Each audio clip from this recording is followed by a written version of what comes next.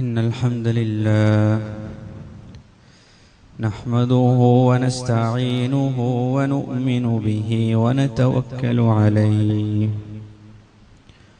ونعوذ بالله من شرور أنفسنا ومن سيئات أعمالنا من يهده الله فلا مضل له ومن يضلله فلا هادي له ونشهد أن لا إله إلا الله وحده لا شريك له ونشهد أن محمدا عبده ورسوله أرسله بالهدى ودين الحق ليظهره على الدين كله ولو كره المشركون صلى الله وبارك وسلم تسليما كثيرا كثيرا أما بعد فيا أيها الناس أوصيكم عباد الله ونفسي أولا بتقوى الله فقد قال الله تعالى يا أيها الذين آمنوا اتقوا الله حق تقاته ولا تموتن إلا وأنتم مسلمون وقال أيضا يا أيها الذين آمنوا اتقوا الله وقولوا قولا سديدا يصلح لكم أعمالكم ويغفر لكم ذنوبكم ومن يطع الله ورسوله فقد فاز فوزا عظيما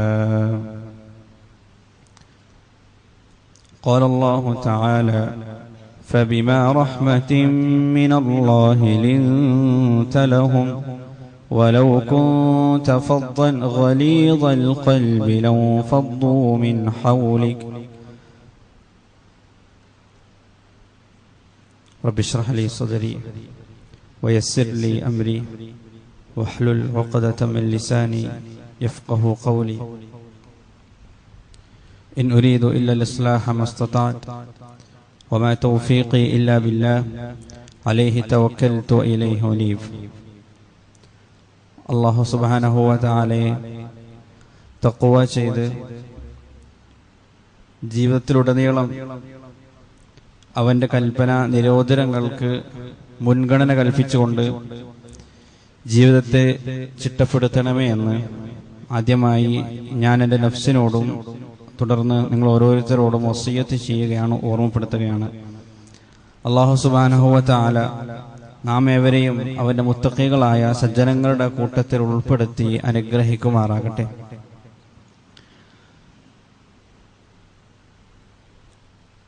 അല്ലാഹു സുബ്ഹാനഹു വ തആല വിശുദ്ധ ഖുർആനിലൂടെ വിശ്വാസി സമൂഹത്തിൽ ഊട്ടി ഉറപ്പിക്കപ്പെടണം എന്നാഗ്രഹിക്കുന്ന നിരവധി ജീവിത മൂല്യങ്ങളെ നമുക്ക് ഖുർആനിലൂടെ പരിചയപ്പെടാൻ കഴിയും, മനസ്സിലാക്കാൻ കഴിയും. പലപ്പോഴും വിശ്വാസി സമൂഹം എന്ന നിലക്ക് നമുക്കിന്ന് അന്യമായി കൊണ്ടിരിക്കുന്ന നിരവധി സ്വഭാവ സവിശേഷതകളുണ്ട്. ഒരു വിശ്വാസിയുടെ ഹൃദയവും ഒരു അവിശ്വാസിയുടെ ഹൃദയവും ഒരിക്കലും ഒരുപോലെയല്ല. എന്താണ് ഒരു വിശ്വാസിയെ വ്യത്യസ്തനാക്കുന്നത് എന്ന് ചോദിച്ചു കഴിഞ്ഞാൽ, വിശ്വാസികളുടെ മുഖമുദ്രയായി മാറേണ്ട നിരവധി സ്വഭാവ മൂല്യങ്ങളെ സംബന്ധിച്ച്, ജീവിത മൂല്യങ്ങളെ സംബന്ധിച്ച് വിശുദ്ധ ഖുർആനും തിരുസുന്നത്തും നമ്മെ പരിചയപ്പെടുത്തുന്നുണ്ട്. വിശുദ്ധ ഖുർആനിലൂടെ ഒരാൾ അങ്ങേയറ്റം ധീരനായിട്ട് മാറും, ആത്മവിശ്വാസമുള്ളവരായിട്ട് മാറും, ഇച്ഛാശക്തിയുള്ളവരായി മാറും. അതോടൊപ്പം തന്നെ വിശുദ്ധ ഖുർആനിലൂടെ വിശുദ്ധ ഖുർആൻ പൂർണ്ണമായിട്ട് ഒരാൾ ആവാഹിക്കാൻ ശ്രമിച്ചു കഴിഞ്ഞാൽ, വിശുദ്ധ ഖുർആനിനെ ജീവിതമാക്കി മാറ്റാൻ ഒരാൾ ശ്രമിച്ചു കഴിഞ്ഞാൽ, അയാൾ അങ്ങേയറ്റം കരുണയുള്ള, അലിവുള്ള, വിശാല ഹൃദയമുള്ള, ആളുകളെ ഉൾക്കൊള്ളാൻ കെൽപ്പുള്ള, വിട്ടുവീഴ്ച മനോഭാവമുള്ള, കരുതലുള്ള, പരിഗണിക്കാൻ സാധിക്കുന്ന മനസ്സുള്ള ഒരു വ്യക്തിത്വമായിട്ട് മാറും എന്നത് പ്രവാചകൻ സല്ലല്ലാഹു അലൈഹി വസല്ലമ തങ്ങൾ അവിടുത്തെ ജീവിതത്തിലൂടെ നമുക്ക് കാണിച്ചു തന്നിട്ടുള്ള ഒരു യാഥാർത്ഥ്യമാണ്, അനിഷേധ്യമായ ഒരു യാഥാർത്ഥ്യമാണ്. ഹിജറ 9-ാം വർഷം മദീന പള്ളിയിലേക്ക് ഒരു ജനാസ കൊണ്ടുവരപ്പെടുകയാണ്. ആ ജനാസയുടെ പ്രത്യേകത, അതിന് കഫൻ പുടവയായി അണിയിക്കപ്പെട്ടിട്ടുണ്ടായിരുന്നത് റസൂൽ കരീം സല്ലല്ലാഹു അലൈഹി വസല്ലമ തങ്ങളുടെ ഖമീസായിരുന്നു, വസ്ത്രമായിരുന്നു. ഒരുപക്ഷെ നമ്മൾ ആലോചിച്ചു പോയേക്കാം, ആരാണ് റസൂൽ സല്ലല്ലാഹു അലൈഹി വസല്ലമ തങ്ങളുടെ ഖമീസിൽ, തിരുവസ്ത്രത്തിൽ കഫൻ ചെയ്യപ്പെടാൻ മാത്രം ശ്രേഷ്ഠനായ ഈ വ്യക്തി ആരാണ് എന്ന് ഒരുപക്ഷെ നാം ആലോചിച്ചു പോയേക്കാം. എന്നാൽ നമ്മുടെ എല്ലാ പ്രതീക്ഷകളെയും അസ്ഥാനത്താക്കിക്കൊണ്ട് ചരിത്രത്തിൽ ആ വ്യക്തിയുടെ പേര് നമുക്ക് കാണാൻ കഴിയുക അബ്ദുല്ലാഹി ഇബ്നു ഉബയ്യ് ഇബ്നു സുലൂൽ എന്നാണ്. ഇസ്ലാമിക ചരിത്രത്തെ സംബന്ധിച്ച ചെറിയ അവബോധമുള്ള ആളുകൾക്കെങ്കിലും ആ പേര് ഏറെ സുപരിചിതമായിരിക്കും. കാരണം മുസ്ലിമീങ്ങൾക്കും പ്രവാചകനും ഏറ്റവും കൂടുതൽ പ്രയാസം സൃഷ്ടിച്ച, ഒരുപാട് പ്രഹരമേൽപ്പിച്ച, പരിക്കുകൾ ഏൽപ്പിക്കാൻ ആഗ്രഹിച്ച മുനാഫിഖീങ്ങളുടെ നേതാവായിട്ടാണ് അബ്ദുല്ലാഹി ഇബ്നു ഉബയ്യ് ഇബ്നു സുലൂൽ ചരിത്രത്തിൽ ഇടം പിടിച്ചിട്ടുള്ളത്. നിഫാഖ് എന്ന് പറഞ്ഞു കഴിഞ്ഞാൽ 2 രൂപത്തിലുള്ള നിഫാഖ് ഉണ്ട്, കാപട്യമുണ്ട്. ഒന്ന് കർമ്മതലത്തിലുള്ള കാപട്യമാണ്. ചില ആളുകൾ വിശ്വാസപരമായി അവർ കപടരായിരിക്കില്ല, കപടവിശ്വാസികളായിരിക്കില്ല, മറിച്ച് അവരുടെ കർമ്മങ്ങളിൽ ചിലപ്പോ കപടവിശ്വാസികളുടെ ചില കർമ്മങ്ങൾ നമുക്ക് ദർശിക്കാൻ കഴിയും, കാണാൻ കഴിയും. ഇന്ന് നമ്മൾ പലപ്പോഴും നമ്മൾ കണ്ടുകൊണ്ടിരിക്കുകയാണ്, ലോകാടിസ്ഥാനത്തിൽ തന്നെയും ഈ കാപട്യത്തിന്റെ നിരവധി പ്രവർത്തനങ്ങൾ നമ്മൾ കണ്ടുകൊണ്ടിരിക്കുന്നുണ്ട്. രണ്ടാമത്തെ നിഫാഖ് എന്നുള്ളത് അതിനേക്കാൾ മോശമായ, മ്ലേച്ഛമായ ഒരു നിഫാഖാണ്. അത് വിശ്വാസത്തിൽ തന്നെയുള്ള നിഫാഖാണ്. ഈ അബ്ദുല്ലാഹി ഇബ്നു ഉബയ്യ് ഇബ്നു സുലൂൽ വിശ്വാസപരമായി തന്നെയും നിഫാഖിൽ കഴിഞ്ഞിരുന്ന ആളുകളുടെ നേതാവായിട്ടാണ് യഥാർത്ഥത്തിൽ ചരിത്രത്തിൽ അറിയപ്പെടുന്നത്. ആ വ്യക്തി ഇസ്ലാമിനോടും മുസ്ലിമീങ്ങളോടും ചെയ്ത ക്രൂരതകളെ സംബന്ധിച്ച് നമുക്ക് അറിയണമെന്നുണ്ടെങ്കിൽ ഒരുപക്ഷെ അയാളുടെ കാപട്യം ഏറ്റവും പ്രകടമായത് ഉഹുദ് യുദ്ധത്തിന്റെ ആ ഒരു ഘട്ടത്തിലാണ്. 1000-ഓളം വരുന്ന സംഘവുമായിട്ട് പ്രവാചകൻ സല്ലല്ലാഹു അലൈഹി വസല്ലമ തങ്ങൾ മദീനയിലേക്ക് പുറപ്പെട്ട സാഹചര്യത്തിൽ വഴിയിൽ വെച്ച് അബ്ദുല്ലാഹി ഇബ്നു ഉബയ്യ് ഇബ്നു സുലൂലിന്റെ പ്രേരണപ്രകാരം അയാളുടെ നേതൃത്വത്തിൽ 300-ഓളം വരുന്ന ദുർബല വിശ്വാസികളും കപടവിശ്വാസികളും ആ സൈന്യത്തിൽ നിന്ന് പിന്മാറി മദീനയിലേക്ക് തിരികെ വരികയാണ്. 3-ൽ 1 സൈന്യവുമായിട്ട് അബ്ദുല്ലാഹി ഇബ്നു ഉബയ്യ് ഇബ്നു സുലൂൽ തിരികെ വന്നു. തൊട്ടടുത്ത വർഷം, 1 വർഷത്തിന് ശേഷം മറ്റൊരു യുദ്ധം നടക്കുകയാണ്, ബനുൽ മുസ്തലിഖ് യുദ്ധം, മുറൈസി യുദ്ധം എന്നറിയപ്പെട്ട ഒരു യുദ്ധം. ആ യുദ്ധത്തിൽ ഒരു മുഹാജിറായ സഹാബിയും അൻസാരിയായ സഹാബിയും തമ്മിൽ ചെറിയൊരു സംഘട്ടനം. അബ്ദുല്ലാഹി ഇബ്നു ഉബയ്യ് ഇബ്നു സുലൂൽ ഇതറിഞ്ഞു. ഉടനെ ആ വ്യക്തി അവിടെ ഇടപെടുകയും അതൊരു വംശീയ പോരാക്കി മാറ്റാൻ, അതൊരു വിഭാഗീയത സൃഷ്ടിക്കാനുള്ള ഒരു അവസരമായി കണ്ടുകൊണ്ട് മുഹാജിറുകളെയും അൻസാറുകളെയും തമ്മിലടിപ്പിക്കാനുള്ള ഒരു അവസരമായി കണ്ട് അത് മുതലെടുക്കാൻ ശ്രമിച്ചു. പ്രവാചകൻ സല്ലല്ലാഹു അലൈഹി വസല്ലമ തങ്ങൾ വളരെ ഗൗരവത്തിൽ അവിടെ ഇടപെടുകയും അതിനെ പരിഹരിക്കുകയും ചെയ്തു. നിങ്ങൾ വീണ്ടും ജാഹിലിയത്തിലേക്ക് തിരികെ പോവുകയാണോ? ഇത്തരം വിഭാഗീയമായ വംശീയമായ ചിന്താഗതികൾ നിങ്ങൾ ഒഴിവാക്കുക. നിങ്ങൾക്ക് ഇനി ഇസ്ലാം മാത്രമേ ഉള്ളൂ, മുസ്ലിം എന്ന ഐഡന്റിറ്റി മാത്രമാണ് നിങ്ങൾക്കുള്ളത്. ദഊഹ ഫഇന്നഹ മുൻതിന. അത്തരം മലിനമായ കാര്യങ്ങൾ നിങ്ങൾ ഒഴിവാക്കുക എന്ന് പറഞ്ഞുകൊണ്ട് ആ പ്രശ്നത്തെ പ്രവാചകൻ സല്ലല്ലാഹു അലൈഹി വസല്ലം തങ്ങൾ പരിഹരിക്കുകയാണ്. പക്ഷേ അബ്ദുല്ലാഹി ഇബ്നു ഉബയ്യ് ഇബ്നു സുലൂൽ റസൂൽ സല്ലല്ലാഹു അലൈഹി വസല്ലം തങ്ങൾക്കെതിരെയും മുഹാജിറുകളായ സഹാബാക്കൾക്കെതിരെയും ഒരുപക്ഷെ ഈ മിമ്പറിൽ എന്ന് പറയാൻ സാധിക്കാത്ത മ്ലേച്ഛമായ ചില പ്രയോഗങ്ങൾ അവിടെ വെച്ച് പ്രയോഗിച്ചതായിട്ട് നമുക്ക് ചരിത്രത്തിൽ കാണാം. എന്ന് മാത്രമല്ല, അയാൾ പ്രയോഗിച്ച ചില പദങ്ങൾ അതേപടി വിശുദ്ധ ഖുർആനിലും അല്ലാഹു ഉപയോഗിക്കുന്നുണ്ട്. ലഇർ റജഅനാ ഇലൽ മദീനതി ലയുഖ്രിജന്നൽ അഅസ് മിൻഹൽ അസൽ. ഇനി കാണിച്ചു തരാം, മദീനയിലേക്ക് ഞങ്ങൾ ഈ യുദ്ധം കഴിഞ്ഞ് തിരികെ എത്തിക്കഴിഞ്ഞാൽ പ്രതാപികളായ ഞങ്ങൾ അനിന്ദ്യരായ ആളുകളെ അവിടെ നിന്ന്, അഥവാ മുഹാജിറുകളെയും പ്രവാചകൻ സല്ലല്ലാഹു അലൈഹി വസല്ലം തങ്ങളെയും അവിടെ നിന്ന് ഞങ്ങൾ പുറന്തള്ളുക തന്നെ ചെയ്യും എന്ന് ശപഥം ചെയ്തതായിട്ട് പോലും കാണാൻ കഴിയും. ഇത് കണ്ട് സഹി കെട്ടുകൊണ്ട് ഉമർ റളിയല്ലാഹു അൻഹു ചോദിച്ചു റസൂൽ സല്ലല്ലാഹു അലൈഹി വസല്ലമയോട്, പ്രവാചകരെ അങ്ങൊന്ന് അനുവദിക്കുക, ഈ ഖബീസായ വ്യക്തിയെ, ഈ ഖബീസിനെ ഞാനൊന്ന് കൊല്ലട്ടെ. അങ്ങനെ തന്നെയാണ് ഉമർ റളിയല്ലാഹുവിന്റെ വാക്ക് നമുക്ക് കാണാൻ കഴിയുക. ഈ ഖബീസിനെ ഞാനൊന്ന് കൊല്ലട്ടെ. അദ്ദേഹത്തെ ഞാനൊന്ന് വകവരുത്തട്ടെ, ഇനിയും എന്തിനാണ് ഇത്ര വലിയൊരു ശത്രുവിനെ നമ്മുടെ കൂട്ടത്തിൽ ഇങ്ങനെ വെച്ചു പൊറുപ്പിക്കുന്നത്? ആ സന്ദർഭത്തിൽ റസൂൽ സല്ലല്ലാഹു അലൈഹി വസല്ലമ തങ്ങൾ പറഞ്ഞ ഒരു വാക്കുണ്ട്, ഇമാം ബുഖാരിയാണ് ഉദ്ധരിക്കുന്നത്. ലാ യതഹദ്ദസു നാസു അന്നഹു കാന യഖ്തുലു അസ്ഹാബ ഉമർ. ഒരിക്കലും താങ്കൾ അങ്ങനെ ചെയ്യരുത്. എന്താണ് കാരണം? താങ്കൾ അങ്ങനെ ചെയ്തു കഴിഞ്ഞാൽ ആളുകൾ പറയാൻ തുടങ്ങും, മുഹമ്മദ് സല്ലല്ലാഹു അലൈഹി വസല്ലം ഇതാ സ്വന്തം ആളുകളെ കൊല്ലാൻ തുടങ്ങിയിരിക്കുന്നു, സ്വന്തം സമൂഹത്തെ കൊലക്ക് കൊടുക്കാൻ പ്രവാചകൻ ഇതാ ആരംഭിച്ചിരിക്കുന്നു എന്ന് പറഞ്ഞുകൊണ്ട് ആളുകൾ ഇസ്ലാമിനെ ആക്ഷേപിക്കാൻ തുടങ്ങും എന്നതായിരുന്നു അത് ന്യായമായി ഉമർ റളിയല്ലാഹു അൻഹുവിന് റസൂൽ സല്ലല്ലാഹു അലൈഹി വസല്ലം നൽകിയ ഉപദേശം. യഥാർത്ഥത്തിൽ പ്രവാചകൻ സല്ലല്ലാഹു അലൈഹി വസല്ലം തങ്ങൾ വലിയൊരു പാഠം ഉമർ റളിയല്ലാഹു അൻഹു പഠിപ്പിക്കുകയായിരുന്നു. ഇത് നമ്മുടെ ഒരു ആഭ്യന്തര പ്രശ്നമാണ്. ഇത്തരം കപടന്മാരായ ആളുകൾ നമ്മുടെ കൂട്ടത്തിലുണ്ട് എന്നുള്ളത് അത് വലിയൊരു ആഭ്യന്തര പ്രശ്നമാണ്. പക്ഷേ അതിനെ നമ്മൾ പരിഹരിക്കുന്നത് മുഴുവൻ ഇസ്ലാമിനെയും കരിവാരി തേച്ചുകൊണ്ടായിരിക്കരുത്. പുറത്തുനിന്നുള്ള ആളുകൾക്ക് ഇസ്ലാമിന്റെ ചിത്രത്തെ വികൃതമാക്കിക്കൊണ്ടായിരിക്കരുത് ആ ഒരു പ്രശ്നത്തെ നാം പരിഹരിക്കേണ്ടത് എന്ന വലിയൊരു പാഠമാണ് പ്രവാചകൻ സല്ലല്ലാഹു അലൈഹി വസല്ലമ തങ്ങൾ അവിടെ വെച്ച് ഉമർ റളിയല്ലാഹു അൻഹു നൽകിയത്. യഥാർത്ഥത്തിൽ ചെറിയ ചെറിയ പ്രശ്നങ്ങളുടെ പേരിൽ പോലും പരസ്പരം വിശ്വാസികൾ തന്നെ പരസ്പരം ചളിവാരി എറിയാൻ മത്സരിച്ചുകൊണ്ടിരിക്കുന്ന ഈ ഒരു ഘട്ടത്തിൽ റസൂൽ സല്ലല്ലാഹു അലൈഹി വസല്ലമ തങ്ങളുടെ ഈ അധ്യാപനത്തിൽ നിന്ന് എത്രമാത്രം അകലെയാണ് നാം ജീവിച്ചുകൊണ്ടിരിക്കുന്നത് എന്ന് നമ്മൾ ഓർക്കേണ്ടതായിട്ടുണ്ട്.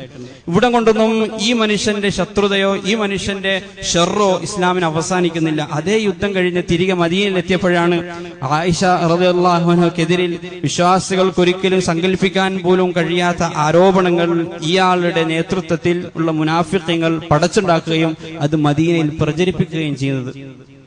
ഇത് റസൂൽ സല്ലല്ലാഹു അലൈഹി വസല്ലമ തങ്ങൾ എത്രമാത്രം വേദനിപ്പിച്ചു എന്ന് നമുക്കറിയാം, നമുക്ക് ഊഹിക്കാവുന്നതേ ഉള്ളൂ. വിശ്വാസികൾക്ക് അത് എത്ര വലിയ വേദനയായിരിക്കും സമ്മാനിച്ചത്.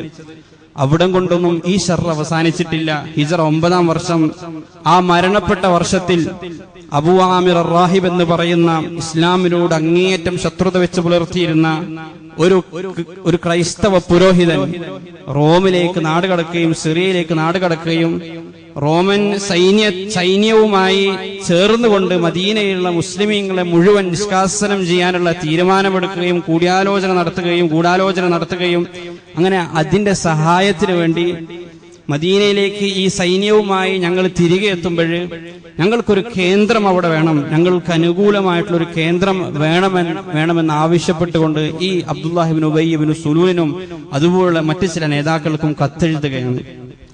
ആ കത്ത് സ്വീകരിച്ചുകൊണ്ട് ഒരു പള്ളി നിർമ്മിക്കാൻ ഈ റോമൻ സൈന്യവുമായി അവർ വരുമ്പോ അവർക്ക് തങ്ങാനുള്ള ഒരു കേന്ദ്രമായി വർത്തിക്കാൻ ഒരു മസ്ജിദ് നിർമ്മിക്കാൻ ഈ മുനാഫിഖീങ്ങൾ തീരുമാനിക്കുകയും റസൂൽ സല്ലല്ലാഹു അലൈഹി വസല്ലമ തങ്ങളെ ആ പള്ളിയുടെ ഉദ്ഘാടനത്തിന് വേണ്ടി ക്ഷണിക്കുകയും ചെയ്തു. ഇതൊക്കെ വളരെ വിശദമായി പറയേണ്ട കാര്യങ്ങളാണ്. വല്ലദീന ഇത്തഖദു മസ്ജിദൻ ദിറാറൻ വകുഫ്റൻ വതഫ്രീഖൻ ബൈനൽ മുഅ്മിനീന വഇർസാദൻ ലിമൻ ഹാറബല്ലാഹു വറസൂല. സൂറ തൗബയിൽ അതേപറ്റിയുള്ള ആയത്ത് അവതരിച്ചപ്പോഴാണ് പ്രവാചകൻ സല്ലല്ലാഹു അലൈഹി വസല്ലമ തങ്ങൾക്ക് അതിന്റെ നിജസ്ഥിതി ബോധ്യപ്പെട്ടത്. വിശ്വാസികൾക്ക് ഉപദ്രവമേൽപ്പിക്കാൻ ദിറാറൻ വകുഫ്റൻ, കുഫ്റിനാൽ നിർമ്മിതമായ പള്ളി, വതഫ്രീഖൻ ബൈനൽ മുഅ്മിനീൻ, വിശ്വാസികളെ വേർപെടുത്താൻ, വിശ്വാസികൾക്കിടയിൽ വിഭാഗീയത ഉണ്ടാക്കാൻ ആഗ്രഹിച്ചുകൊണ്ട് നിർമ്മിക്കപ്പെട്ട പള്ളി, വഇർസാദൻ ലിമൻ ഹാറബല്ലാഹ വറസൂല, അല്ലാഹുവിനോടും അവന്റെ റസൂലിനോടും യുദ്ധം പ്രഖ്യാപിച്ചുള്ള ആളുകൾക്ക് താവളമായി വർത്തിക്കാൻ നിർമ്മിക്കപ്പെട്ട പള്ളി എന്നാണ് വിശുദ്ധ ഖുർആൻ ആ പള്ളിയെ വിശേഷിപ്പിച്ചത്. ഇത്രമാത്രം കഠിനമായ ഒരു ശത്രു മരണപ്പെടുകയാണ്. ഇത്രയും കാലഘട്ടം ഒരു വിശ്വാസിയായിക്കൊണ്ട് തന്നെ മുസ്ലിമീങ്ങൾക്കിടയിൽ ഈ അബ്ദുല്ലാഹ് ഇബ്നു ഉബയ്യ് ഇബ്നു സുലൂൽ ജീവിച്ചുകൊണ്ടിരിക്കുകയാണ്. അയാൾ ഞാൻ വിശ്വാസിയാണ് എന്ന് പ്രഖ്യാപിച്ചത് കൊണ്ട് മാത്രമാണ് റസൂൽ കരീം സല്ലല്ലാഹു അലൈഹി വസല്ലമ തങ്ങൾ മുസ്ലിമീങ്ങളുടെ കൂട്ടത്തിൽ തന്നെ ആ വ്യക്തിയെ വെച്ചു പൊറുപ്പിച്ചത്. മരണപ്പെട്ടതിന് ശേഷം അബ്ദുല്ലാഹ് ഇബ്നു ഉബയ്യ് ഇബ്നു സുലൂലിന്റെ മകൻ, ആ മകന്റെ പേരും അബ്ദുള്ള എന്ന് തന്നെയാണ്, ആ മകൻ വന്നുകൊണ്ട് റസൂൽ സല്ലല്ലാഹു അലൈഹി വസല്ലമ തങ്ങളോട് ഒരു അഭ്യർത്ഥന നടത്തുകയാണ്. പ്രവാചകരെ, അങ്ങയുടെ ഒരു ഖമീസ് എന്റെ പിതാവിന് കഫൻ പുടവയായി ഉപയോഗിക്കാൻ തരണം. അങ്ങനെ ആ അഭ്യർത്ഥന മാനിച്ചുകൊണ്ടാണ് റസൂൽ സല്ലല്ലാഹു അലൈഹി വസല്ലമ തങ്ങൾ തന്റെ ഖമീസ് ഊരിക്കൊണ്ട് ആ വ്യക്തിക്ക് നൽകുന്നത്. ഈ മകന്റെ അഭ്യർത്ഥന അവിടെയും കഴിഞ്ഞില്ല. ഇത് നല്ലൊരു വിശ്വാസിയായിരുന്നു ആ മകൻ. എന്റെ പിതാവിന് വേണ്ടി അങ്ങ് ജനാസ നമസ്കരിക്കണം എന്നതായിരുന്നു ആ മകന്റെ രണ്ടാമത്തെ ആഗ്രഹം. ഇത് ഇമാം മുസ്ലിം ഉദ്ധരിക്കുന്ന ഹദീസാണ്. റസൂൽ സല്ലല്ലാഹു അലൈഹി വസല്ലം തങ്ങൾ അതിനും തയ്യാറായി. അങ്ങനെ തയ്യാറായിക്കൊണ്ട് നമസ്കരിക്കാൻ മുന്നിലേക്ക് വന്നപ്പോഴേ ഉമർ റളിയല്ലാഹു അൻഹു റസൂലിന്റെ വസ്ത്രം പിടിച്ചുകൊണ്ട് ചോദിക്കാണ്, ഇത് വേണോ പ്രവാചകരെ, ഇത് വേണോ? ഇത്രമാത്രം നമ്മോട് ശത്രുത വെച്ച് പുലർത്തിയിരുന്ന ഈ വ്യക്തിക്ക് വേണ്ടി അങ്ങ് ജനാസ നമസ്കരിക്കാൻ പോവുകയാണോ എന്ന് ചോദിച്ച സമയത്ത് റസൂൽ സല്ലല്ലാഹു അലൈഹി വസല്ലം തങ്ങൾ ഒരു ആയത്ത് ഉദ്ധരിച്ചുകൊണ്ട് മറുപടി പറയാണ്. കാരണം ഉമർ റളിയല്ലാഹു അൻഹു എന്ന് ചോദിക്കാനുള്ള ഒരു കാരണമുണ്ടായിരുന്നു. അന്ന് ആയത്ത് അവതരിച്ചിട്ടുണ്ടായിരുന്നു, ഇസ്തഗ്ഫിർ ലഹും ഔ ലാ തസ്തഗ്ഫിർ ലഹും ഇൻ തസ്തഗ്ഫിർ ലഹും 70 മററതൻ ഫലൻ യഗ്ഫിറല്ലാഹു ലഹും. പ്രവാചകരെ, അങ്ങ് അവർക്ക് വേണ്ടി ഇസ്തിഗ്ഫാർ നടത്തുകയോ നടത്താതിരിക്കുകയോ ചെയ്യുക. ഇൻ തസ്തഗ്ഫിർ ലഹും 70 മററതൻ ഫലൻ യഗ്ഫിറല്ലാഹു ലഹും. താങ്കൾ 70 പ്രാവശ്യം ഇസ്തിഗ്ഫാർ നടത്തിയാലും അവർക്ക് അല്ലാഹു പുറത്തു കൊടുക്കാൻ പോകുന്നില്ല എന്ന ആയത്ത് ആദ്യമേ അവിടെ അവതരിച്ചിട്ടുണ്ടായിരുന്നു. അത് അവർ ഓതിക്കൊണ്ടിരിക്കുന്നുണ്ട്. ആ ആയത്ത് ഉദ്ദേശിച്ചുകൊണ്ടാണ് ഉമർ റളിയല്ലാഹു അൻഹു റസൂലിനോട് ചോദിക്കുന്നത്, അങ്ങെന്തിനാണ് ഇവർക്ക് വേണ്ടി നമസ്കരിക്കുന്നത്? അത് അള്ളാഹു വിലക്കിയതല്ലേ? ഇതേ ആയത്ത് ഓതിക്കൊടുത്തുകൊണ്ട് പ്രവാചകൻ സല്ലല്ലാഹു അലൈഹി വസല്ലം തങ്ങൾ മറുപടി പറഞ്ഞു, അള്ളാഹു എനിക്കിവിടെ തിരഞ്ഞെടുക്കാനുള്ള ഒരു അവകാശം തന്നിരിക്കുന്നു. ഇസ്തഗ്ഫിർ ലഹും ഔ ലാ തസ്തഗ്ഫിർ ലഹും, ചെയ്യുക ചെയ്യാതിരിക്കുകയോ ചെയ്യുക എന്നാണ് അള്ളാഹു എന്നോട് പറഞ്ഞിരിക്കുന്നത്. ഒരു പക്ഷേ ഞാൻ 71 പ്രാവശ്യം 70 പ്രാവശ്യം നിങ്ങൾ ഇസ്തിഗ്ഫാർ ചെയ്താലും പൊറുക്കപ്പെടുകയില്ലെന്നാണല്ലോ അള്ളാഹു പറഞ്ഞത്.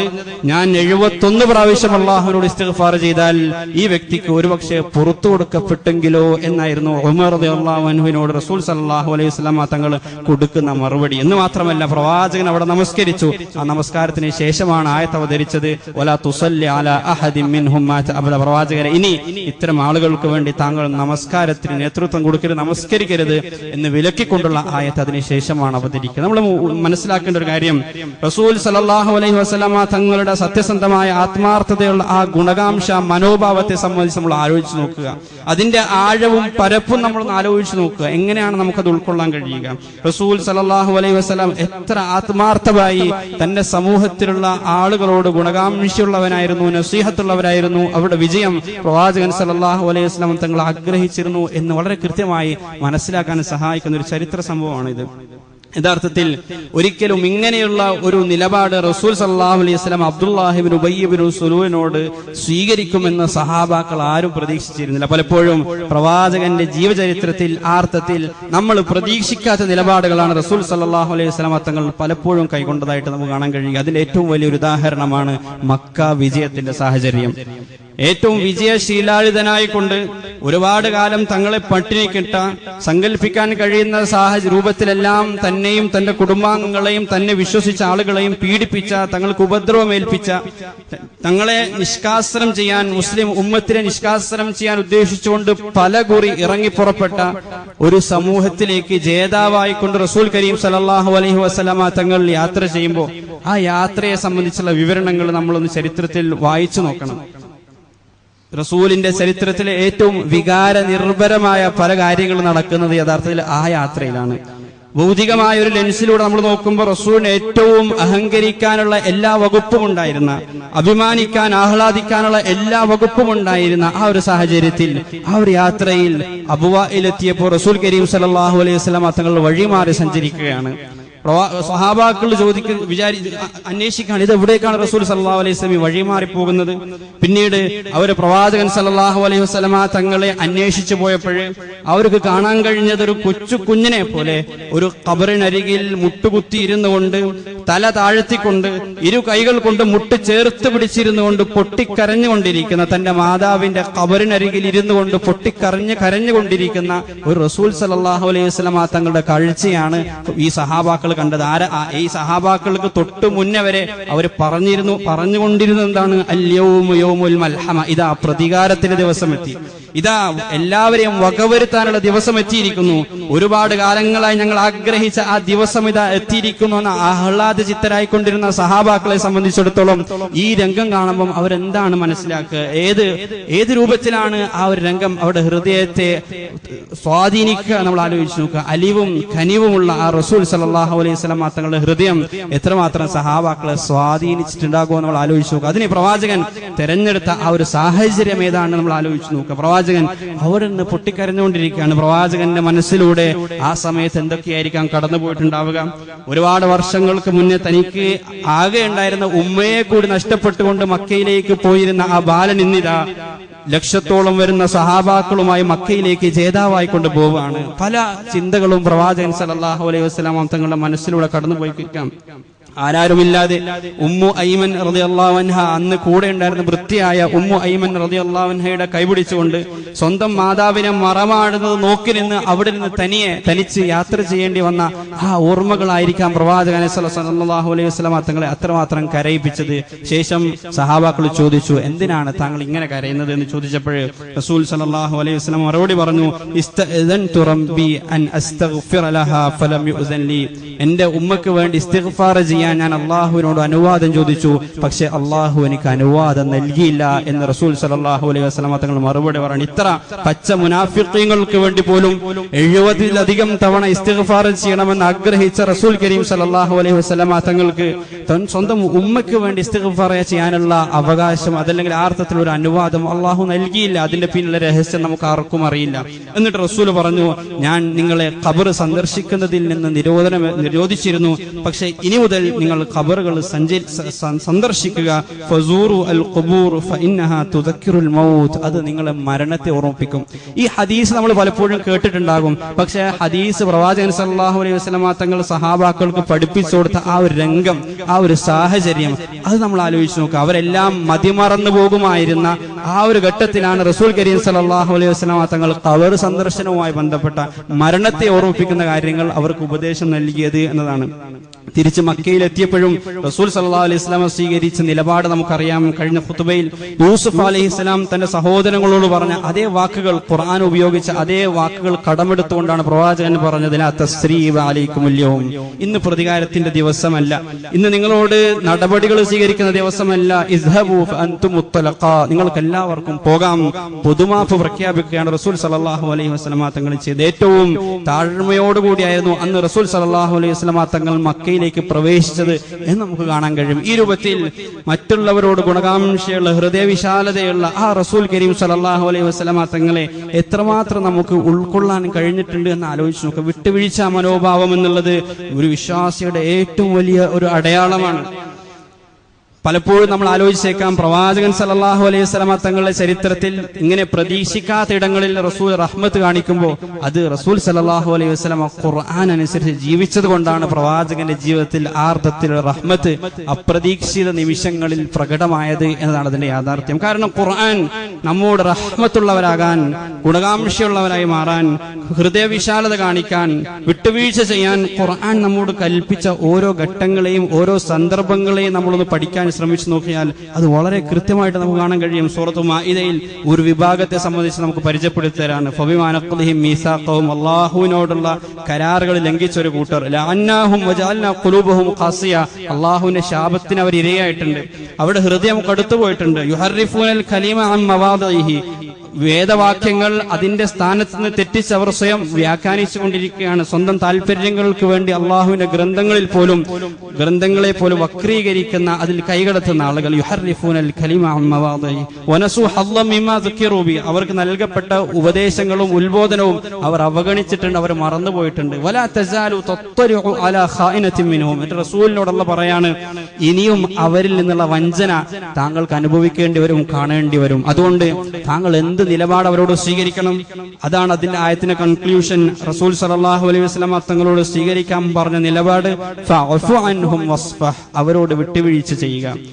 അള്ളാഹുവിന്റെ ശാപമേറ്റ ഈ ആളുകൾ, ഹൃദയം കടുത്തുപോയ ഈ ആളുകൾ, ഫഅഫു അൻഹും, റസൂലേ അവരോട് താങ്കൾ വിട്ടുവീഴ്ച ചെയ്യുക. വസ്ഫഹ്, അവരോട് വിശാലത കാണിക്കുക.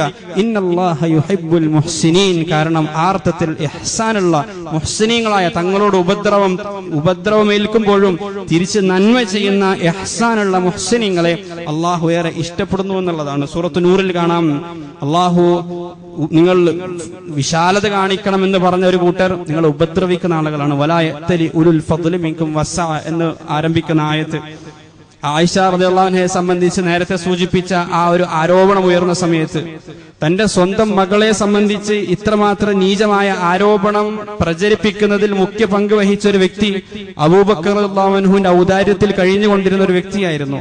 അപ്പോ അബൂബക്കർ റളിയല്ലാഹു അൻഹു പറഞ്ഞുപോയി, ഇനി എന്നിൽ നിന്ന് ഒരു ദിനാറ് പോലും ആ മനുഷ്യൻ എത്തുകയില്ല, ഞാൻ അയാളോട് ഒരർത്ഥത്തിലുള്ള കാരുണ്യവും എനിക്ക് കാണിക്കുകയില്ല. ശിക്ഷിക്കുക എന്നൊന്നുമല്ല അബൂബക്കർ ഉദ്ദേശിച്ചത്, ആ ഔദാര്യം ഞാൻ അയാളോട് എനിക്ക് കാണിക്കുകയില്ല. ആ സമയത്താണ് അള്ളാഹു വിശുദ്ധ ഖുർആൻ സൂറത്തു നൂറിലെ ഈ ആയത്ത് അവതരിപ്പിക്കുന്നത്, വല്യഅഫു വല്യസ്ഫഹു, അവർ അഫുള്ളവരായി മാറട്ടെ. അത്തരം ആളുകൾ, അബൂബക്കർ റളിയല്ലാഹു അൻഹുവിനെ പോലുള്ള ആളുകൾ ഇത്തരം സാഹചര്യത്തിൽ ഈ നിലപാടല്ല സ്വീകരിക്കേണ്ടത്. വല്യഅഫു, അവർ വിട്ടുവീഴ്ച ചെയ്യട്ടെ. വല്യസ്ഫഹു, അവർ വിശാലത കാണിക്കട്ടെ.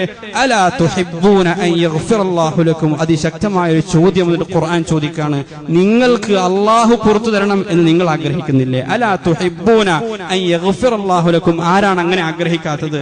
ആർക്കാണ് ധൈര്യമുള്ളത്, എനിക്കൊരു പോരായ്മയുമില്ല, എനിക്കൊരു കുറവുമില്ല, എന്റെ ജീവിതമെല്ലാം പരിശുദ്ധമാണ്, അള്ളാഹു എനിക്കൊന്നും പുറത്തു തരേണ്ടതില്ല എന്ന മനോഭാവവുമായി ജീവിക്കുന്ന ആരെങ്കിലും ഉണ്ടോ? ആരുമില്ല. അങ്ങനെയെങ്കിൽ അലാ തുഹിബ്ബൂന അൻ യഗ്ഫിറല്ലാഹു ലക്കും, നിങ്ങൾക്ക് അങ്ങനെ പുറത്തു കിട്ടണം എന്ന് നിങ്ങൾ ആഗ്രഹിക്കുന്നുവെങ്കിൽ മറ്റുള്ളവർക്ക് നിങ്ങളും വിട്ടുവീഴ്ച, മറ്റുള്ളവരോട് നിങ്ങളും വിട്ടുവീഴ്ച ചെയ്യുക, അവരോട് നിങ്ങൾ ഹൃദയ വിശാലതയുള്ളവരായിട്ട് മാറുക എന്നുള്ളതാണ്. കനിവുള്ളവരാകാൻ ഖുർആൻ കൽപ്പിച്ച മറ്റൊരു ഘട്ടം എന്നുള്ളത്, ഒരർത്ഥത്തിലും നിങ്ങളെ കേൾക്കാത്ത, നിങ്ങളെ അവഗണിക്കുന്ന ആളുകളാണ്. പ്രവാചകൻ സല്ലല്ലാഹു അലൈഹി വസല്ലമ തങ്ങളോട് ഖുർആൻ പറയാണ്, സൂറത്തുൽ അറാഫിലൂടെ അള്ളാഹു പറയുകയാണ്, ചില ആളുകൾ പ്രവാചകരെ താങ്കൾ എത്ര വിളിച്ചാലും ക്ഷണിച്ചാലും അവർ താങ്കളെ കേൾക്കുകയില്ല, താങ്കൾ അവർ പിൻപറ്റുകയില്ല. വൈൻ തദഊഹും ഇലൽ ഹുദാ ലാ യത്തബിഊകും, നിങ്ങൾ അവരെ ക്ഷണിച്ചാൽ അവർ നിങ്ങളെ പിൻപറ്റുകയില്ല. വൈൻ തദഊഹും ഇലൽ ഹുദാ, ഹിദായത്തിലേക്ക് ക്ഷണിച്ചാൽ ലാ യസ്മഉ, അവർ കേൾക്കുകയില്ല. അതുകൊണ്ട് ആ ആളുകളോട് എന്ത് നിലപാട് സ്വീകരിക്കണം? ഖുസിൽ അഫ്വ, അഫ്വ മുറുകെ പിടിക്കുക, വിട്ടുവീഴ്ച മുറുകെ പിടിക്കുക. വഅ്മുർ ബിൽ ഉർഫ് വഅഅ്രിദാനിൽ ജാഹിലീൻ, നന്മ കൽപ്പിക്കുക, ജാഹിലീങ്ങളിൽ നിന്ന് അവരെ അവഗണിച്ച് മാറുക. ഖുർആൻ ഏറ്റവും കൂടുതൽ മാന്യത കാണിക്കാൻ, ഇഹ്സാൻ കാണിക്കാൻ, വിട്ടുവീഴ്ച കാണിക്കാൻ, അലിവ് കാണിക്കാൻ പ്രേരിപ്പിച്ച ഒരു ഘട്ടം അത് വിവാഹമോചനത്തിന്റെ ഘട്ടമാണ്. പലപ്പോഴും വിവാഹമോചനം എന്ന് കേൾക്കുമ്പോൾ തല്ലിപ്പിരിയലാണ് നമുക്ക് ഓർമ്മ വരിക. പക്ഷെ ഖുർആൻ ഏറ്റവും കൂടുതൽ ഇഹ്സാനെ സംബന്ധിച്ച് പരാമർശിച്ചത്, സംസാരിച്ചത് വിവാഹമോചനത്തെ സംബന്ധിച്ചാണ്. ഫഇംസാകും ബിമഅറൂഫിൻ ഔ തസ്രീഹും ബിഇഹ്സാൻ, ഒന്നുകിൽ നല്ല രൂപത്തിൽ നിങ്ങൾ അവരെ വെച്ച് പുറപ്പിക്കുക, കൂടെ പാർപ്പിക്കുക, അതല്ലെങ്കിൽ തസ്രീഹും ബിഇഹ്സാൻ, ഇഹ്സാനോടുകൂടി നിങ്ങൾ പറഞ്ഞേക്കുക. ഇഹ്സാൻ എന്ന് പറഞ്ഞാൽ എന്താണ്? അത് ആ ആയത്തിൽ തന്നെ വളരെ കൃത്യമായിട്ട് ഖുർആൻ നമുക്ക് പറഞ്ഞു തരുന്നുണ്ട്. വലാ യഹില്ലക്കും അൻ തഖുദു മിമ്മാ ആതൈതുമുഹുന്ന ശൈഅ, നിങ്ങൾ അവർക്ക് വേണ്ടി ഒരുപാട് ചിലവഴിച്ചിട്ടുണ്ടാകും, അവർക്ക് വീട് വെച്ച് കൊടുത്തിട്ടുണ്ടാകും, അവർക്ക് വിലപിടിപ്പുള്ള മഹർ നൽകിയിട്ടുണ്ടാകും. അവിടെ നിങ്ങൾ നിങ്ങളുടെ മാന്യത മറന്നുകൊണ്ട് അതൊക്കെ തിരികെ ലഭിക്കണം എന്ന് നിങ്ങൾ ആഗ്രഹിക്കരുത്, അത് തിരികെ കിട്ടണമെന്ന് ആഗ്രഹിക്കരുത്. അത് നഷ്ടപ്പെട്ടു പോകുമല്ലോ എന്നോർത്ത് അവരെ ഉപദ്രവിക്കാൻ നിങ്ങൾ അവരെ പിടിച്ചു നിർത്തുകയും അരുത് എന്ന് ഖുർആൻ പറയണം. അങ്ങനെ അല്പന്മാരാവരുത് നിങ്ങൾ. അല്പന്മാർക്കുള്ളതല്ല വിശുദ്ധ ഖുർആന്റെ മൂല്യങ്ങൾ. നിങ്ങൾ ഉയർന്ന ചിന്താഗതികളുള്ളവരായിട്ട് മാറണം, ഹൃദയ വിശാലതയുള്ളവരായിട്ട് മാറണം, അങ്ങേറ്റത്തെ മാന്യതയുള്ളവരായിട്ട് മാറണം. സൂറ ബഖറയിൽ തന്നെ ത്വലാഖുമായി ബന്ധപ്പെട്ട ഒരു ആയത്ത് കൂടി ശ്രദ്ധയിൽപ്പെടുത്താൻ ആഗ്രഹിക്കുകയാണ്. ചില ആളുകളെ പറ്റി ഖുർആൻ പറയണം, അവർ വിവാഹം ചെയ്തു കൂടെ പാർക്കുന്നതിന് മുന്നേ തന്നെ ത്വലാഖ് ചെയ്തു പോകുന്ന, അങ്ങനെയുള്ള സാഹചര്യം വന്നു പോകുന്ന ചില ആളുകളുണ്ട്. വൈൻ ത്വല്ലഖ്തുമൂഹുന്ന മിൻ ഖബ്ലി അൻ തമസ്സൂഹുന്ന, വിവാഹം ചെയ്തു, ഉടമ്പടികളൊക്കെ ഒക്കെയായി, പക്ഷേ കൂടെ പാർത്തില്ല, സ്പർശിച്ചിട്ട് പോലുമില്ല, ആ അർത്ഥത്തിൽ അവരുമായിട്ട് ജീവിച്ചിട്ടില്ല.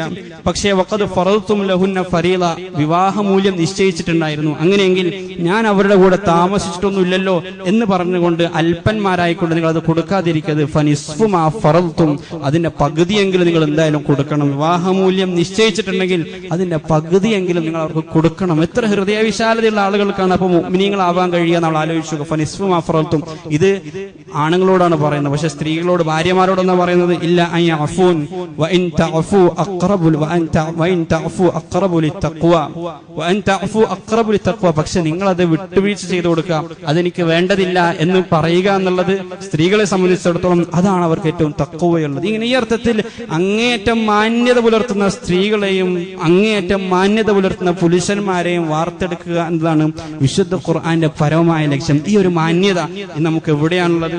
ഈ അർത്ഥത്തിലുള്ള ഒരു വിട്ടുവീഴ്ച മനോഭാവം നമുക്ക് എവിടെയാണുള്ളത്? വിവാഹ മോചനത്തിന്റെ ഘട്ടത്തിലാണ് ഇത്രമാത്രം ഇഹ്സാനും ഈ അർത്ഥത്തിലുള്ള ഫദ്ലും. വലാ തൻസൗൽ ഫദ്ല ബൈനക്കും, നിങ്ങൾക്കിടയിലുള്ള ആ ഫദ്ലിനെ നിങ്ങൾ മറന്നു പോകരുത് എന്നാണ് ഖുർആൻ പറയുന്നത്. ആ ഫദ്ല് നിങ്ങൾ മറന്നു പോകരുത്. ഫദ്ല്, ഇഹ്സാൻ എന്നൊക്കെ പറഞ്ഞു കഴിഞ്ഞാൽ അത് നീതിയേക്കാൾ അപ്പുറത്തുള്ള ഒരു കാര്യമാണ്. നീതി എന്നുള്ളത് ഇസ്ലാമിന്റെ ഏറ്റവും താഴെപ്പടിയാണ്. നീതി ഇല്ലാതാവുക, അനീതിയോടുകൂടി വർത്തിക്കുക എന്നുള്ളത് ഒരു മുസ്ലിമിന് ഒരർത്ഥത്തിലും ഭൂഷണമായിട്ടുള്ളതല്ല. പക്ഷേ ഒരു യഥാർത്ഥ മുഅ്മിൻ ലക്ഷ്യമാക്കുന്നത് നീതിയല്ല, അതിനപ്പുറത്തുള്ള ഫദ്ലും ഇഹ്സാനുമായിരിക്കണം അവർ ലക്ഷ്യമാക്കേണ്ടത്. വജസാഉ സയ്യിഅത്തിൻ സയ്യിഅത്തും മിസ്ലുഹാ, തെറ്റിന്റെ ശിക്ഷ തെറ്റ് തന്നെയാണ്. പക്ഷേ ഫമൻ അഫാ വ അസ്ലഹ, ഒരാൾ പുറത്തു കൊടുക്കുകയും ആ കാര്യത്തെ നന്നാക്കാനും ശ്രമിച്ചു കഴിഞ്ഞാൽ, കോംപ്രമൈസിന് തയ്യാറായി കഴിഞ്ഞാൽ, ഫഅജ്റുഹു ഇലല്ലാഹ്, അവന്റെ പ്രതിഫലം അള്ളാഹുവിന്റെ അടുക്കലാണ് എന്നുള്ളത്. ഈ രൂപത്തിൽ വിവാഹമോചനത്തെ സംബന്ധിച്ചൊക്കെ നമ്മൾ ആലോചിക്കേണ്ടത്, വിവാഹമോചനത്തെ സംബന്ധിച്ച് ഇത്രമാത്രം ഒരുപാട് ആയത്തുകൾ അതിനുള്ള, അത് ഇവിടെ വിശദീകരിക്കാനുള്ള സമയമില്ല. വിവാഹമോചനത്തിന്റെ ഘട്ടത്തിൽ ഇത്രമാത്രം കരുണയുള്ളവരായിട്ട് നിങ്ങൾ മാറണമെന്ന് ഖുർആൻ പറയുമ്പോൾ, വിവാഹത്തിൽ നമ്മൾ എത്രമാത്രം കരുണയുള്ളവരായിട്ട് മാറേണ്ടതുണ്ട് നമ്മൾ ആലോചിച്ച് നോക്കുക. റസൂൽ കരീം സല്ലല്ലാഹു അലൈഹി വസല്ലമ തങ്ങളുടെ ദാമ്പത്യ ജീവിതവുമായി ബന്ധപ്പെട്ട് നമ്മൾ ആലോചിച്ച് നോക്കിക്കഴിഞ്ഞാൽ, പഠിക്കാൻ ശ്രമിച്ചു കഴിഞ്ഞാൽ അതിലുടനീളം ഈ കരുണയിൽ ചാലിച്ചിട്ടുള്ള ഒരു സമീപനമാണ് നമുക്ക് കാണാൻ കഴിയുക. ഒരിക്കൽ അനസ് റളിയല്ലാഹു അൻഹു ഉദ്ധരിക്കുന്ന ഇമാം ബുഖാരി റിപ്പോർട്ട് ചെയ്യുന്ന ഒരു ഹദീസ് കാണാം. ഒരിക്കൽ റസൂൽ സല്ലല്ലാഹു അലൈഹി വസല്ലമ തങ്ങൾ വീട്ടിലിരിക്കുന്ന സമയത്ത് പ്രവാചകന്റെ ഒരു ഭാര്യ റസൂലിന് വളരെ സ്വാദിഷ്ടമായ ഒരു ഭക്ഷണം പറഞ്ഞേക്കാണ്. ഭൃത്യൻ ആ ഭക്ഷണവുമായിട്ട് റസൂൽ സല്ലല്ലാഹു അലൈഹി വസല്ലമ തങ്ങളുടെ വീട്ടിലേക്ക് എത്താണ്. മറ്റൊരു ഭാര്യയുടെ വീട്ടിലാണ് ആ സമയത്ത് പ്രവാചകനുള്ളത്. കൂട്ടത്തിൽ കുറച്ച് സഹാബാക്കൾ വന്ന് അവിടെ ഉണ്ട്, എന്തോ കാര്യം സംസാരിച്ചുകൊണ്ടിരിക്കുകയാണ്.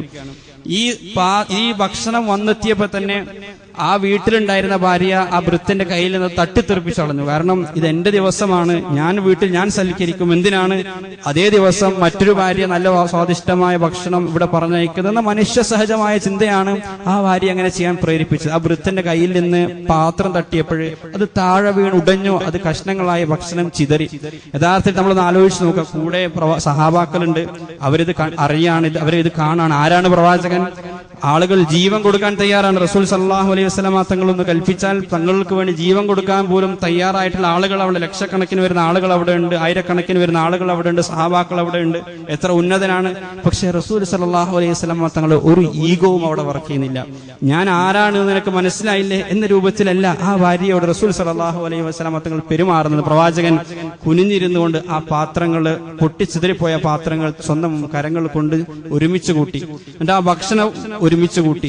ശേഷം ചിരിച്ചുകൊണ്ട് കൂടെ ഉണ്ടായിരുന്ന ആളുകളോട് പറഞ്ഞു, ഗാറത് ഉമ്മുക്കും, നിങ്ങളുടെ ഉമ്മക്ക് അത് ഇഷ്ടപ്പെട്ടില്ല എന്ന് പറഞ്ഞാൽ, ഹുന്ന ലിബാസുൽ ലക്കും വ അൻതും ലിബാസുൽ ലഹുന്ന എന്ന ആയത്ത് പ്രവാചകൻ സല്ലല്ലാഹു അലൈഹി വസല്ലം തങ്ങൾ ജീവിച്ചു കാണിക്കുകയാണ്. ഒരുപക്ഷെ ആ സഹാബാക്കൾ ആ ഭാര്യയെ പറ്റി മോശം ചിന്തിച്ചു പോയാലോ എന്ന് ആലോചിച്ചുകൊണ്ട് പ്രവാചകൻ സല്ലല്ലാഹു അലൈഹി വസല്ലം തങ്ങൾ പുഞ്ചിരിച്ചുകൊണ്ട് പറയാണ്, നിങ്ങളുടെ ഉമ്മക്ക് ഇത് ഇഷ്ടപ്പെട്ടില്ല കേട്ടോ എന്ന് പറഞ്ഞുകൊണ്ട് വളരെ സുന്ദരമായി പ്രവാചകൻ ഒരു വസ്ത്രമാവാണ്, ആ ന്യൂനതകൾ മറച്ചു വെക്കുന്ന ഒരു വസ്ത്രമായിട്ട് പ്രവാചകൻ സല്ലല്ലാഹു അലൈഹി വസല്ലം തങ്ങൾ മാറുന്നതായിട്ട് നമുക്ക് കാണാം. ഈ രൂപത്തിൽ വിശുദ്ധ ഖുർആനിൽ തന്നെയും നമ്മോട് വിട്ടുവീഴ്ച പാലിക്കാൻ ഖുർആൻ കൽപ്പിച്ച ഓരോ സാഹചര്യങ്ങളും എടുത്തു നോക്കുക. ഖിസാസുമായി ബന്ധപ്പെട്ട്, യുദ്ധകുറ്റത്തിന്റെ പേരിൽ ശിക്ഷിക്കപ്പെടുന്ന സാഹചര്യവുമായി ബന്ധപ്പെട്ട്, പ്രതികാര നടപടി സ്വീകരിക്കുന്ന സാഹചര്യവുമായി ബന്ധപ്പെട്ട്, ഒരിക്കലും ഈ അർത്ഥത്തിലുള്ള വിട്ടുവീഴ്ച നമ്മൾ പ്രതീക്ഷിക്കാത്ത ഇടങ്ങളിലാണ് നമ്മുടെ വിട്ടുവീഴ്ച ചെയ്യാൻ ഖുർആൻ കൽപ്പിക്കുന്നത് എന്നുള്ളതാണ്. ഒരിക്കലും കരുണ നമ്മൾ പ്രതീക്ഷിക്കാത്ത ഇടങ്ങളിലാണ് ഖുർആൻ നമ്മൾ റഹ്മത്തുള്ളവരായി മാറണം എന്ന് നമ്മോട് കൽപ്പിക്കുന്നത്. ആ അർത്ഥത്തിൽ ഖുർആനെ ഉൾക്കൊള്ളാൻ നമുക്ക് കഴിയേണ്ടതുണ്ട്. അബൂ ഉമാമ റളിയല്ലാഹു അൻഹു ഉദ്ധരിക്കുന്ന ഒരു ഹദീസ് കാണാൻ കഴിയും. അദ്ദേഹം പറയുകയായി, റസൂൽ സല്ലല്ലാഹു അലൈഹി വസല്ലം തങ്ങൾ പറഞ്ഞു, ഞാനിതാ നിങ്ങൾക്ക് ജാമ്യം നിൽക്കുകയാണ്, നിങ്ങളിൽ ഒരാൾക്ക് ഞാൻ വീട് വാഗ്ദാനം ചെയ്യാണ് സ്വർഗത്തിൽ. ആരാണ് അയാളെന്നല്ലേ? ലിമൻ തറക്കൽ മിറാഅ വ ഇൻ കാന മുഹിഖ, തന്റെ ഭാഗത്താണ് ശരി എന്നറിഞ്ഞിട്ടും ഒരു തർക്കം ഒഴിവാക്കാൻ അവിടെ തോറ്റുകൊടുക്കുന്ന ഒരു വ്യക്തിക്ക് സ്വർഗത്തിൽ ഒരു ഭവനം ഞാനിതാ വാഗ്ദാനം ചെയ്യുന്നു, അതിൽ ഞാൻ ജാമ്യം നിൽക്കുകയാണ് എന്ന് റസൂൽ സല്ലല്ലാഹു അലൈഹി വസല്ലം തങ്ങൾ പറയുന്നു. പ്രവാചകൻ എത്രമാത്രം തർക്കങ്ങളെ പ്രവാചകൻ വെറുത്തിരുന്നു എന്നുള്ളതാണ്. റസൂൽ സല്ലല്ലാഹു അലൈഹി വസല്ലം തങ്ങളുടെ മറ്റൊരു ഹദീസ് കാണാം, മാ വല്ല ഖൗമുൻ ബഅദ ഹുദാ കാനു അലൈഹി ഇല്ലാ ഊതുൽ ജദൽ, ഒരു സമൂഹവും ഹിദായത്തിന് ശേഷം വലാലത്തിലായിട്ടില്ല, അവർ തർക്കപ്രിയരായിട്ടല്ലാതെ എന്നുള്ളതാണ്. എന്നും തർക്കിച്ചുകൊണ്ടേയിരിക്കുക, തർക്കവിതർക്കങ്ങളിൽ ഏർപ്പെടുക, ഈ അർത്ഥത്തിലുള്ള ഖുർആനിക മൂല്യങ്ങളെല്ലാം കാറ്റിൽ പറത്തുക, ഹൃദയ വിശാലതയില്ലാതെ ഹൃദയം കടുത്തുപോയ ആ അർത്ഥത്തിൽ കാരുണ്യമില്ലാതെ ഇസ്ലാമിനെ ഉൾക്കൊള്ളാൻ തയ്യാറാകുന്ന ആളുകളെ സംബന്ധിച്ചിടത്തോളം നമ്മൾ മനസ്സിലാക്കേണ്ടത് വിശുദ്ധ ഇസ്ലാം എന്നുള്ളത് നമ്മൾ ആർത്ഥത്തിൽ മനസ്സിലാക്കിയതുപോലെയല്ല. അത് ആദ്യം നമ്മുടെ ഹൃദയത്തിൽ ചില മാറ്റങ്ങൾ കൊണ്ടുവരേണ്ടതുണ്ട്. അത് നമ്മുടെ ജീവിതത്തെ അടിസ്ഥാനപരമായി മാറ്റേണ്ടതുണ്ട്.